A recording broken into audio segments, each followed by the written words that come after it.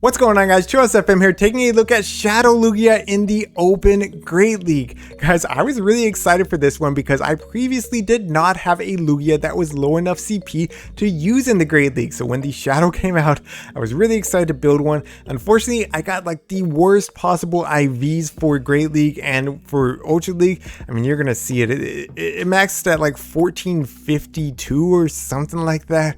Yeah, not anywhere close to 1500. So pretty unlucky there.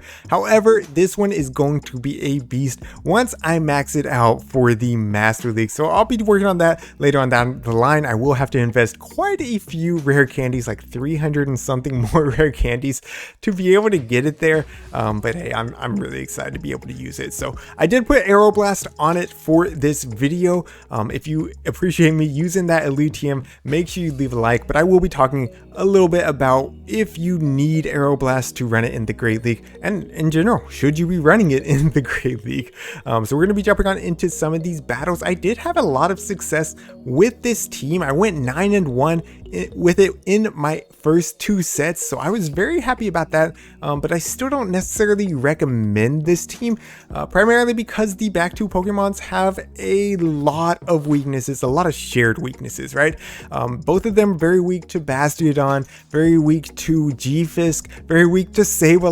I mean, we have Frostlass, which does beat Azumarill, but it's not the best answer for Azumarill. So a lot of the very meta, very popular Pokemon, this team is just double weak to in the back. So if there's more than one of those on a team, this team's going to just really struggle. So I was fortunate enough that I was only seeing like a G-Fisk by itself on the team or a Azumarill by itself on the team, not seeing them together that often. So that's why I was able to go 9-1 with it. But if you're seeing like those combinations, it's just not going to be able to hold up for very long. So anyways, let's jump on into this battle. Going to be up against a Mew lead. They're running Shadow Claw, so we're double resisting the fast move. The Surf does hit for super effective. Decided to go ahead and shoot up that one, and then I'm going to try to catch this next one. Let's see, did they throw the Surf right here? Let's see. Yes, they did. So going to be able to farm down. They know that, so they do swap out into Azumarill, and I can throw the Shadow Wall. So happy to see the Azumarill right here. Again, my other two Pokemon don't have a great matchup. This is my only true answer for Azumarill, and it's not even the best answer. I don't really want to go down two shields, so I do decide to go ahead and eat the Play Rough right here. I was hoping it was just going to be an Ice Beam, and then maybe I could at least got to the Avalanche. Is what it is. I can come in with Lugia. One Sky Attack will be putting this Azumarill very low. However, these Dragon Tails are double resisted, so they're not doing hardly any damage. The bubbles are chipping away at Lugia. Yeah, Shadow Lugia is not going to be the bulky beast that you are used to seeing in the Master League. It's you know, Great League IV, so it's, you know, not near as bulky. They make a really nice catch here. They sack their Mew, which, I mean, great play by them. Might win them the game because of they have Vigoroth in the back, and Diggersby not going to be great against Vigoroth. We have a low health Lugia to help out, but we still have to deal with that Azumarill. We have to deal with this Vigoroth. It's not looking great. So I am able to get their final shield off with the Earthquake, going for the Fire Punch now to do a little bit of chip damage, and hopefully they also threw the Body Slam. They did not, which means they have a Body Slam ready to go for my Lugia, and they have a move left on that Azumarill. So this is looking like a loss right here. I mean, I would need back-to-back Sky Attacks, and we are nowhere close. So they're going to come in with the Azumarill and take the game. That's going to be a GG's. Well played to my opponent. So yes, that's going to be my one loss out of these two sets. Just a tough team to deal with. Moving into the next one, up against a Deoxys lead.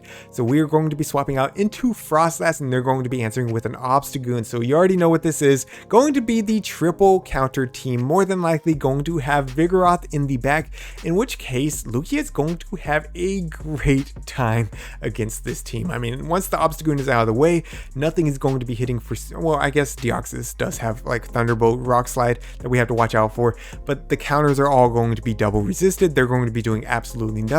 We're not going to have to worry too much about Body Slams from Vigoroth. And yeah, we're going to come in with Diggersby, hoping that this Goon is not running Cross Chop, but yeah, they are running Cross Chop. Still, we're going to try to farm down, eat this next Cross Chop, and then I think I decided to go ahead and bring in my Lugia to get ahead on energy, since they are not going to make it to another Night Slash. So Lugia comes in. What are they going to be answering with? It is going to be the Deoxys, pretty much confirming that it's going to be another counter user in the back, likely not Scrafty, otherwise Scrafty would just come in. And I'm going to be shielding up everything that this Deoxys is going to be throwing. So here's the Sky Attack. Let's see if they respect the damage from it. They do. And now the race is on. I'm able to make it to the next Sky Attack, which is absolutely massive. Let's see. Does this KO the Deoxys? It does not. Okay, so Deoxys, very bulky. Shadow Lugia, still a little bit bulky. Sky Attack, not quite enough to do it. So we do have to give up our second shield right there. Vigoroth comes in. We're going to be able to make it to another Sky Attack. They did sneak a counter in right there. I think we're going to be able to survive one Body Slam from here, but not two. And yeah, watch here in just a second. They get like 2 counters through in the time of 1, it seemed like. Yeah, like... I don't know. It was weird. So they get to another Body Slam right there, but it really doesn't matter. We still have Diggersby. We have a Fire Punch ready to go. This Fire Punch will nearly KO this Vigoroth. 1 more Mud Shot will do it, and then 2 more Mud Shots takes out the Deoxys, and that's going to be a GG's. Well played to my opponent. So far, haven't really used Aeroblast, and like, spoiler alert, you're not going to see any Aeroblast land in this video. In these 2 sets, we didn't land any Aeroblast. However, I have landed some Aeroblast in other sets. I'm going to be making some shorts with this team because I had some really fun games that just didn't fit in this video because I'm already showing 10 battles, and you know, I mean, look at the video. It's going to be a longer video already. So I wasn't going to be able to include everything. So I'm going to be putting them into shorts. I'll try to get at least one of them posted before this video goes live.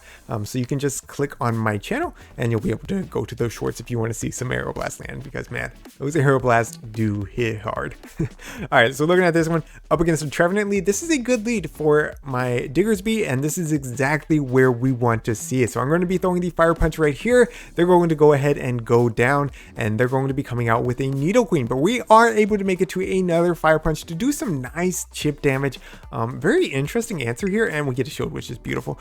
So they had Umbreon in the back. I don't know why they didn't just come in with the Umbreon. I guess they figured being ahead on energy with the Nidoqueen was better, but I think they could have just not had to shield anything with Umbreon, had a lot of energy. But I am thankful for it because look at this. I'm going to be able to make it to this Avalanche after eating the Foul Play. We still have a shield for our Lugia, and this Umbreon is already getting pretty low. Now, they do snarl me down just barely before I make it to another Avalanche, and I have to come in with my Lugia. I'm hoping that I'm going to be able to shield up one and then potentially Dragon Tail down from here. If not, maybe try to catch. Well, I don't want to catch, right? I don't want to catch because they have a Nidoqueen, which is going to be dropping my defense. And unfortunately, they do make it to another Foul Play, and oh my goodness, that Foul Play does a lot of damage. They're coming back in with the Nidoqueen. Can we survive the Poison Fang? Yes, we can. Able to get off the Sky Attack. Is this enough to take out the Nidoqueen? Let's find out.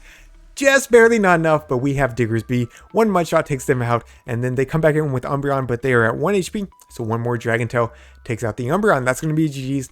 Well played to my opponent. Let's jump on into the next battle. Going to have Diggersby up against a Unnovan Stunfisk lead. Yeah, like I always like, what is this called? I mean, it's Stunfisk. Unnovan or Unova Stunfisk, whatever. Going to be going for the Earthquake. Very interesting that they are staying in here. I really thought they were going to try to catch, but regardless, going for the Earthquake here. They do throw up a shield. They are definitely at least 2 times weak to Diggersby, not 3 times, because we are seeing an Azumarill right here, and I'm going to be answering with my Frost Dance. Going straight for the Shadow Ball right here. Do they respect the damage? They do not. It puts them into the yellow, which tells me this is not an XL Azumarill, which is always nice, man. The XL ones are a pain. So I'm going to be building up. I am going to have to go still for a Shadow Ball. Avalanche would not be enough to KO. Let's see if they respect the damage or if they want to let Azumarill go. They do throw up a shield, and it was a CMP tie. So I am going to actually match shields right here, knowing that I can outpace them to the next Shadow Ball. So going to be very, very tight race right here. They do decide to try to catch on Skarmory, which I'm like, hey, this is perfectly fine because I can throw back-to-back avalanches, which will be enough to take out this Skarmory. Skarmory's not even going to be able to get off a charge move,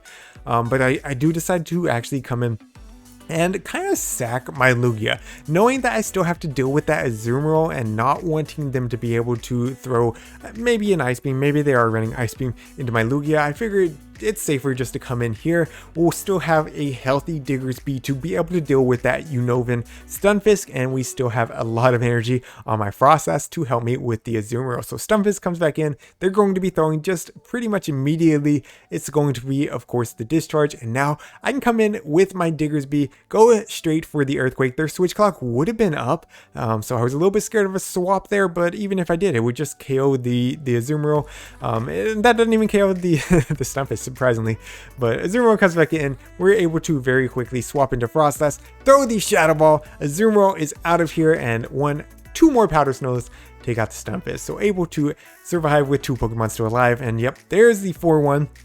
Let's jump on into the next set. Going to have Diggersby up against a Sableye lead. So this is exactly what we want to see right here. Going to be resisting all the Shadow Claws. They're going to be swapping out into Vigoroth. We have seen this before. Going to be double resisting the counters on our Shadow Lugia, and the Body Slams just aren't going to be doing that much. I mean, they still chip, and Vigoroth's so spammy that it is still somewhat of a threat. We are going to be throwing up a shield right here, and I'm going to be overfarming and going for the Sky Attack. So we'll see if they want to shield to try to fight for switch right here. They do. So very interesting. I'm going to be sneaking a Dragon Claw through right there, and I know I can tank this next Body Slam. So I will be able to make it to another Sky Attack. They will have to give up their second shield if they want to keep this Vigoroth alive and try to flip swap, which is like perfectly fine by me because I can come in with my Frostlass, farm down, and be able to threaten that Sableye here in just a minute. So shields down, we know Frostlass is very threatening with shields down. They're coming back in with Sableye. I will be swapping out, and in the back they do have an Azumarill. So we're going to be able to go straight Earthquake right here. No reason to bait. They don't have any shields, and it's looking like this maybe is an XL Azumarill. I don't know. It's hard to tell. This is also my first time running Diggersby. I built it just for this team, so like I don't know all the matchups anyways. Going to be able to make it to another Earthquake after tanking that Hydro Cannon like it was nothing. And at this point, the Azumarill is in Avalanche range, which is beautiful. So I can throw the Avalanche as soon as I get it. They do still have that Sableye left alive, but we still have a shield. So we need to be able to make it to the Shadow Ball to try to KO this Sableye. They are going to be throwing the Foul Play right here, which is actually very helpful for me because I did sneak a Powder Snow through right there, and we are at the Shadow Ball right now. So let's see, how much does this do? Does it take out the Sableye? No, it does not. Puts them into the red. Come on, Frostlass. Hold on. And yes, it does. Holds on with 1 HP. Even my terrible IVs, Frostlass able to close out the game. All right, jumping right into the next one. Going to have Sableye up against Diggersby. Great lead. They're going to be swapping out into a Powder Snow Ninetales, and I'm going to be throwing this Fire Punch just for a little chip damage. I wanted to make sure that we were going to be able to keep swap here because I don't want that Sableye to end up aligned with my Lugia. So I'm going to be coming in now with my Frostlass, shielding up the Dazzling Gleam, and now I can overfarm to the moon and go for the Avalanche right here. Avalanche should be enough to take out this Ninetales since I did hit them with the Fire Punch.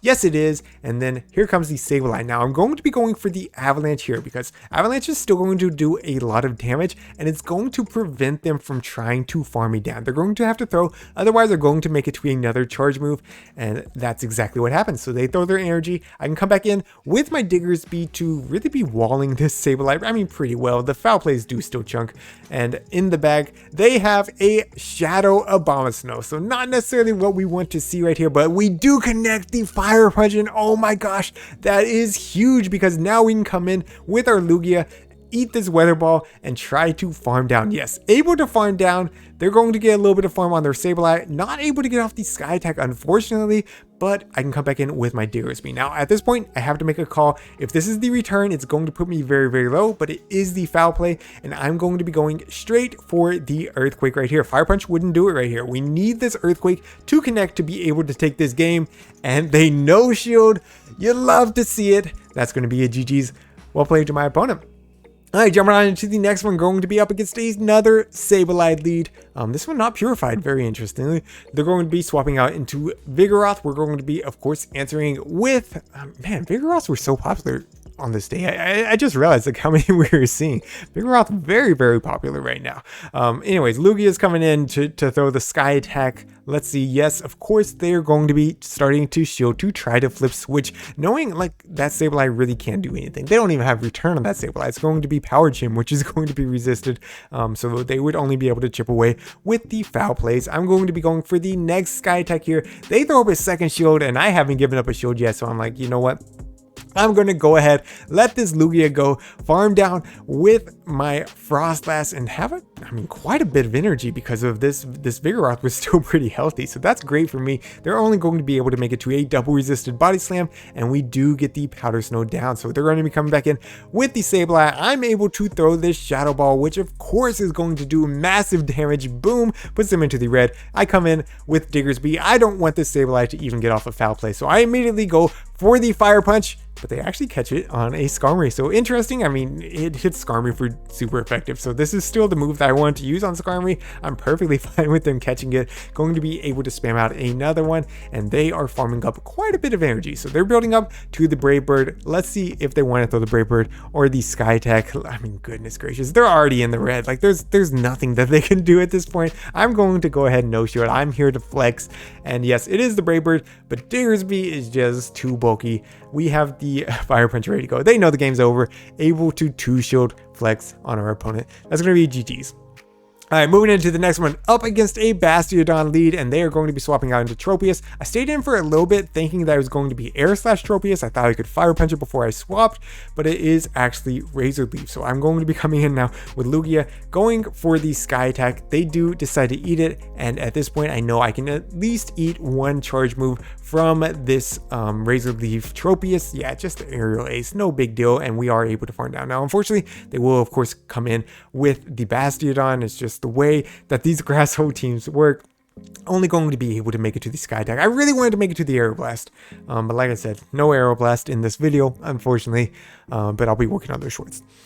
So we do have alignment, at least so far how we want it. In the back, it is going to be Medicham. Very, very typical Grass Hoe line. I'm going to just be going straight for the Avalanches. They have 2 shields, and they have to burn them at some point, and they are going to be throwing the Psychic. So great shield on my part. Didn't look like they got the defense drop. Not really sure that I could tell anyways. The counters are resisted anyways, so like it's just the charge moves I had to worry about. Going to be going again. Oh, okay, so this time I go for the Shadow Ball, just knowing that if they shield this, I can just Earthquake this Medicham anyways, and yeah, like the game's looking great here. So I'm going to go ahead and no shield. If it's the Psychic, so be it, but they decide to bait with the Power Punch, which is even better for me, because now I can go straight for this Avalanche. This will be taking out the Medicham. All they have left is that Bastiodon, but we can come in, immediately go for this Earthquake. This will be hitting for some big damage. We'll be able to Mud Shot down after that. They know it, and they back out. So we're able to save a shield, even against a Grass Hoe team.